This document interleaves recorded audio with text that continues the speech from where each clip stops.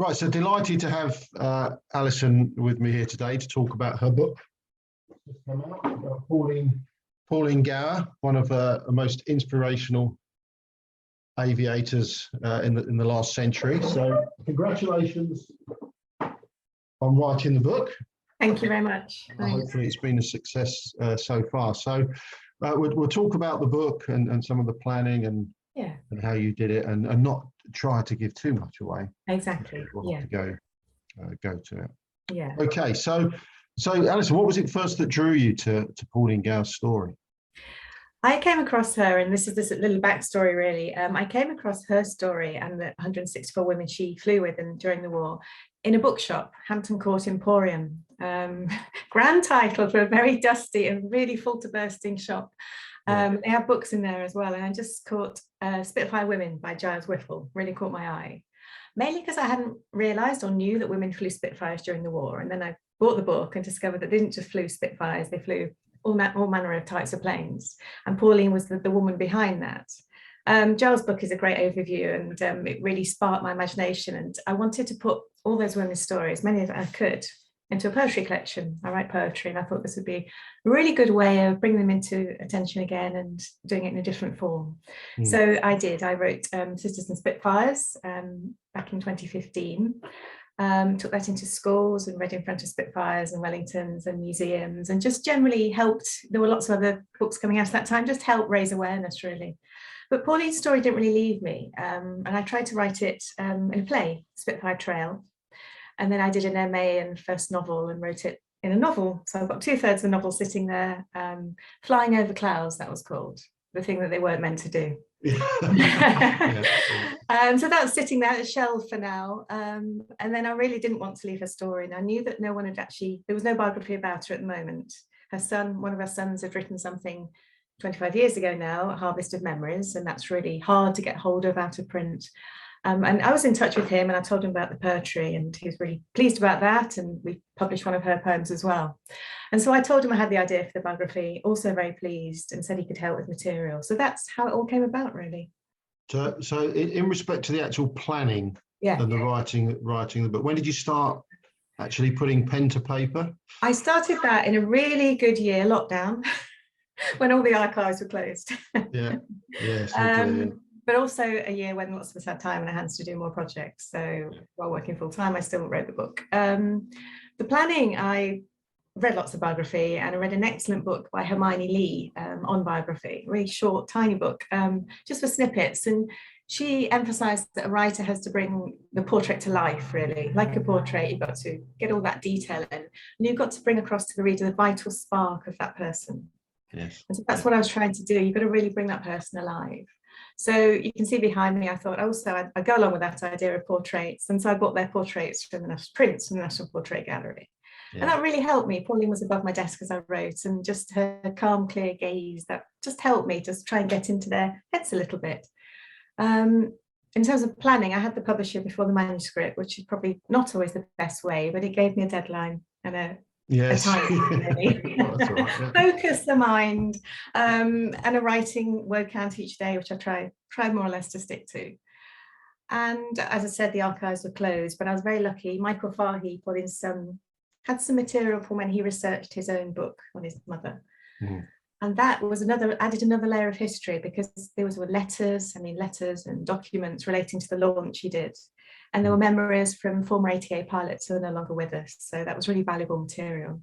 And he said I could use that. So I wove those letters and memories through the book to bring that more alive as well. Yeah, very, very much so. And you frequented some of the places that Pauline visited. I like those little bits that you've put in the book there as well. I mean, that obviously helped you with forming a picture of her. It did. I think place is really powerful. I'm sure you know from visiting people in places where they've lived and flown. It's really powerful, even, decades on. I went to a school. It was just in the form of being changed into an academy now. So a little bit of history was going with it. It's a shame. But there was still a plaque outside for her. And I'd heard that she climbed every tree in the grounds, and those trees obviously had grown a lot taller. Lots of trees there. And she'd also climbed out of every dormitory window. So I got a feeling she always wanted to reach the sky somehow. A sense of her in the grounds and the school. I mean, Yeah. Another place I visited was the Gower grave. The first time I went to the wrong graveyard, where about that. The second time when I did find the grave, it's a family grave, so a father and mother are also buried there. yeah, And when I actually found it, there was a light plane circling overhead, which I thought was quite moving. So I think, you know, all those places bring a sense of story a little bit yeah. more alive. I mean, yeah, I very much relate to that, going to the old Yeah. airfields and the and the places just to get that atmosphere. Yeah. So in the early chapters, you describe Pauline's early life, and I wonder if you could tell us a bit more how that affected her ambition and her leadership style. Sure, she's been described as a glittering figure by a former pupil, and I think lots of the students looked up to her. She was also described as very kind and very fair, and I think those qualities followed her through life. Certainly, she was later described as very kind by her pilots in the ATA. She had a brush for death and a serious operation at 19. I think that probably also focused her mind and thought she would do whatever she wanted to do and make the most of her life, really. Yeah, and I love the way you quote a number of poems throughout the book, and you've already mentioned your book as well. So could you just give us a little bit more background into those the poems? Yeah, when I had the idea of the biography, I thought because Pauline wrote, which is a kind of inspiration as well, I thought I'd like to weave some of my own poems through the narrative to break it up a little bit, but to give that bit of extra rich detail. But I also wanted to put some of hers in, get the 1930s style of poetry and her voice. And republish, you know, those poems now will be out there for future generations to listen to hear. The history press would really like that idea, and so we did that. We selected some poems that would work around the narrative. Yeah, and it certainly adds colour to the reading as well. And so it influences on Pauline's life. What about her parents and their views on her taking to the skies? Well, she told them over breakfast one day that she was going to learn to fly, and I imagine there was probably a silence after that. You know, mother might have put a teacup down, and I don't think her father looked at her, and then he said, "Well, I'm not going to pay for you to break your neck." Quite, you know, understandably was not happy with that idea. They probably wanted her to, she'd done her London seas and wasn't really into the idea of just settling down and having a husband. And flying was, she got the bug. Alan Cobham had taken her up when she was a teenager. She'd got the bug, and she said to herself she could have done a number of things at 19, but flying was top of her list, and that's what she wanted to do. Yeah, I love that expression. Mother put her teacup down. That's very good. That's how serious it was. Yes. Very good. And she formed a fantastic partnership with someone, Dorothy Spicer. She did. So tell us a bit about Dorothy. Yeah, they met at Stag Lane Aerodrome in 1929. Both, you know, really focused on what they wanted to do. Pauline wanted to learn to fly, be a pilot, and Dorothy had their sights set. She achieved all 4 licenses, the first woman in the world to do that at one point. Right. They looked like they never had a hair out of place. You know, there might have been a smudge of oil on some uniforms. They looked like really, they weren't doing what they were doing, but, you know, they were doing a really serious hard job. Probably the only females up at Stag Lane at that point, apart from Ian Johnson, who they also met there. So it became a great team. They decided from the outset that Pauline was going to be the pilot, Dorothy the engineer, and they weren't going to, you know, diversify. They were just going to focus on those 2 roles.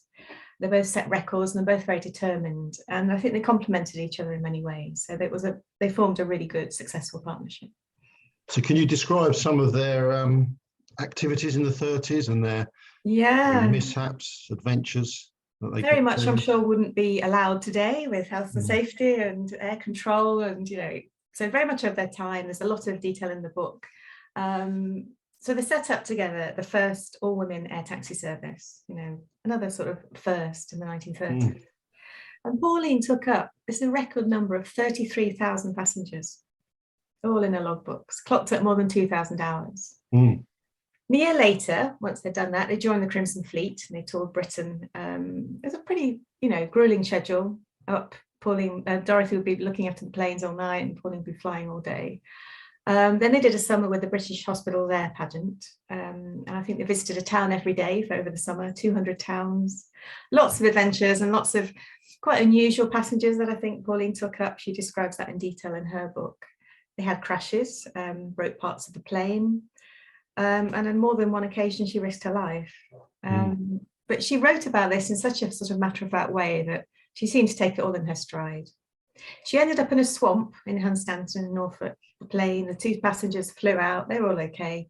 And she turned this into a short story called Death in the Swamp. Right. That's the sort of woman she was, I think.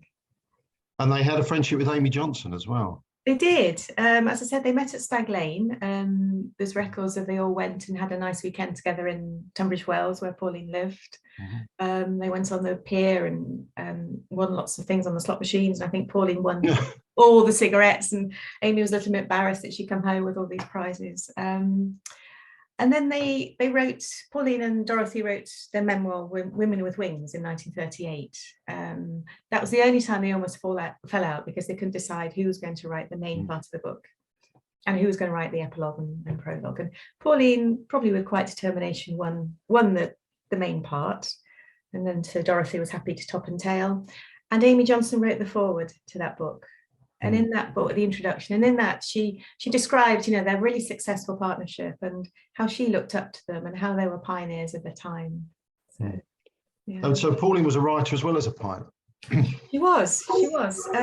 She used her voice. She wrote short stories for children, for girls and girls' own, very much of their time.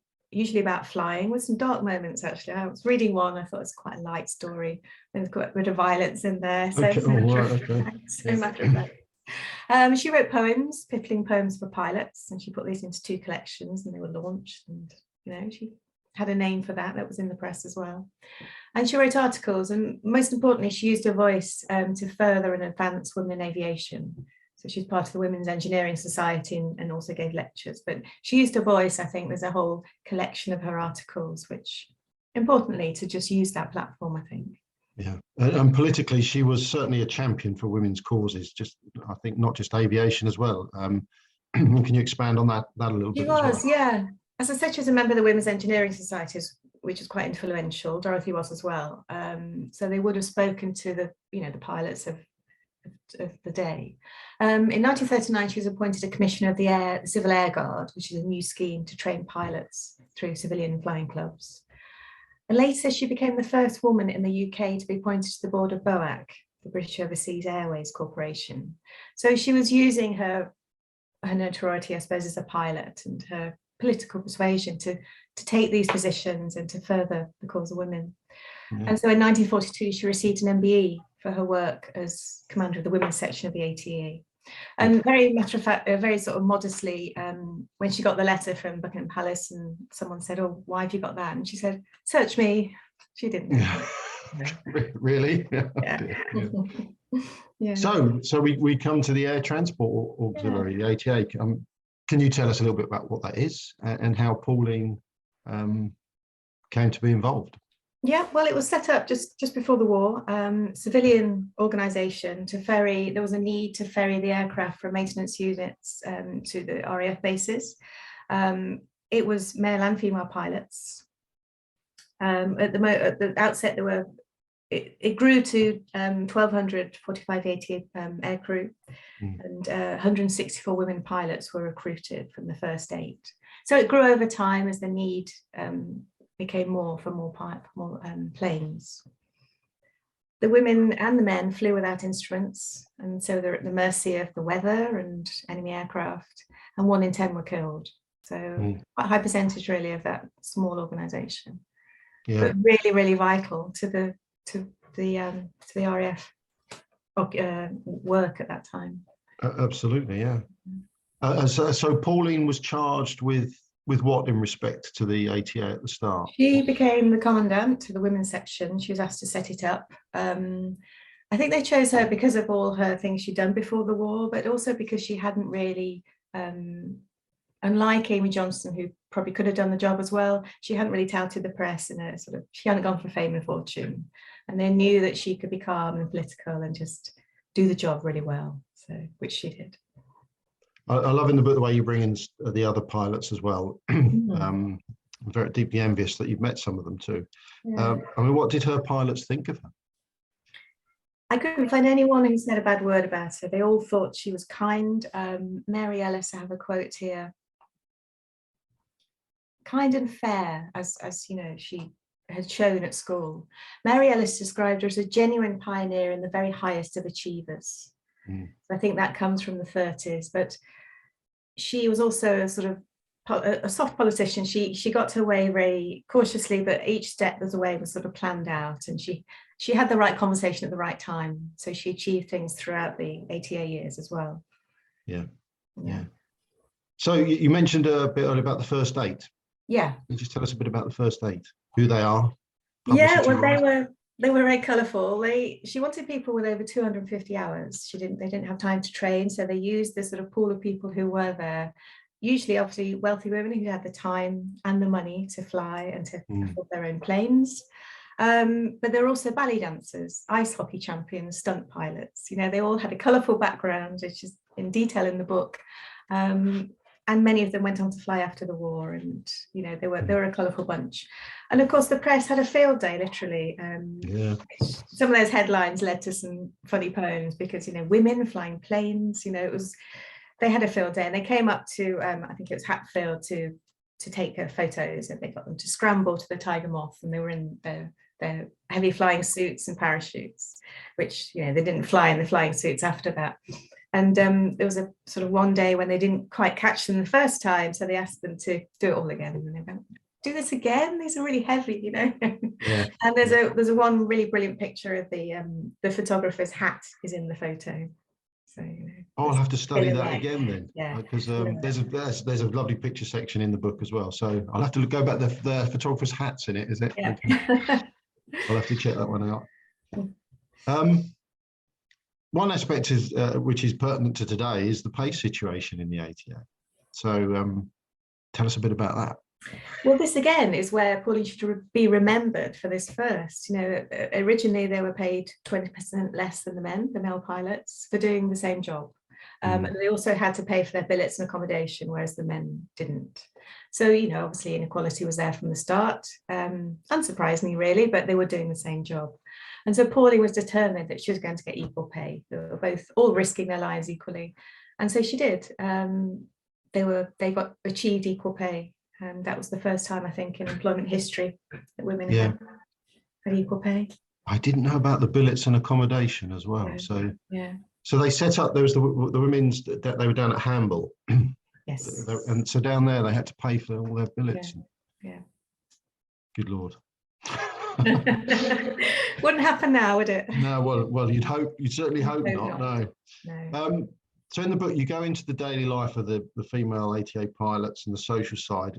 Could you describe, you talked a little bit about the first eight, but could you describe the type of people they were, a bit more about their backgrounds and well, after those women who are all from England, word got around. I think it was put out on radio, and people knew that the ATA were looking for pilots. And so in the end, they came from over 25 countries to fly with the ATA, which is pretty amazing really to think about at that time.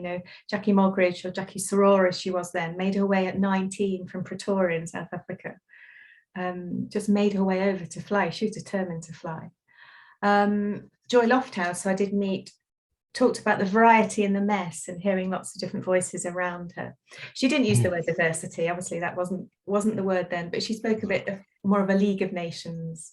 And she thought that added to the whole experience really. She'd come from rural Gloucestershire, and she just thought this was a wonderful experience, and they could obviously enjoy and sort of learn about each other's countries really, and the flying. And so it was a they all made different friends from different nationalities, which they probably wouldn't have done in another field.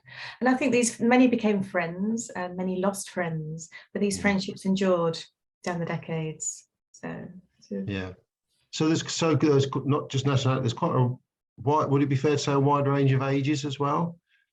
So or they pretty much mostly in their 20s. Most in the 20s. I think probably 40 was the oldest. They weren't, obviously, once they had families or became pregnant, although they were people did fly when they were pregnant. They just sort of covered it up a little bit. There was one account of somebody flying till she was 5-6 months pregnant, because they wanted to carry on doing it and they enjoyed it. Yeah. So, and you get the impression that there's an esprit de corps with the group at the time, and also definitely. Afterwards as well. Yeah. 10 years after the war, they set up the British Women Pilots Association. So that was a one outlet for meeting up. And then the ATA Association used to have, or it still does have, anniversary get-togethers. So I think for many years after the war, they would meet, which is really important, isn't it? Really. Absolutely, yes, yeah. At White Waltham, they have their meeting and the memorial there. Yes. Yeah. So this is this esprit de corps that they clearly had, and certainly comes out in the book. So obviously they had to deal with losses as well, and they weren't just losing other pilots; they were losing friends as well. They were losing friends they'd seen on a daily basis, and of the time and of the era, they had to get on with the job. They might have had half a day off, or Pauline actually kindly said to Mary Ellis, I think it was, take the day off, and then come back and fly. Yeah. Yes. So Pauline's plans, what were her sort of plans, ambitions after the war had ended? I think she wanted to further all the ground she'd made through all the sort of appointments she'd had and the organisations she'd been involved in. And I think she had a political persuasion. Her father had a long political career, and she'd been involved with some of that. After her mother's death, she'd gone to functions with him, and she'd seen how he'd operated and how politics had operated. And I think she probably would have become a politician. I think she would have probably gone into politics and furthered women's causes in probably not just aviation, but other areas. Yeah. And obviously you've gone to past tense there with the way you're describing her. So unfortunately, there are tragedies associated with Pauline's life. Her mother, that had could you just briefly mention her mother? And yes, very tragically, her mother committed suicide when Pauline was just in her 20s. So she had to deal with that, and then she almost had to stand in for her mother, as I said. Yes. But again, suicide wasn't talked about, and I'm sure lived in a very different way. So. Yes, true. So unfortunately, there is tragedy, which there's other tragedies too as well, which people have to get the book to get those revealed. Yeah. So quite an extraordinary woman, achieved so much in her lifetime. How would you sum up her legacy? I would say she gave women pilots a voice. She pushed boundaries to enable the ATA women to fly operational aircraft and achieve equal pay. She talked to the right people at the right time to do all these things. And she firmly believed that every woman should be able to fly. She had no objection. She thought, well, everyone should be able to fly. Just pioneer, and she set up, as I said, the first all-female air taxi service, and she set her own records in aviation. So I think for all these reasons, her story and her legacy and her role in the war and her legacy to the other women who then flew should be remembered. And I think that's why I really wanted to capture her story in a new book. Yeah.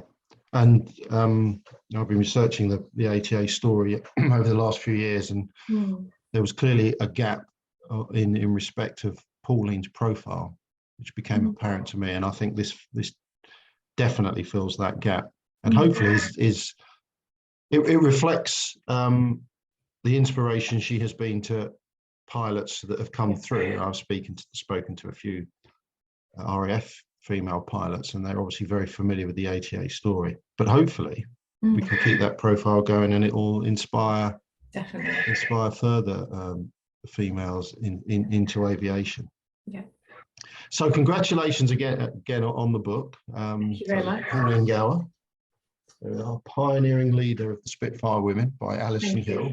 So it's published by the History Press, and it's available across all platforms as well. So congratulations again, and thank you very much. Thank you very much. Thanks, Steve. Thank you.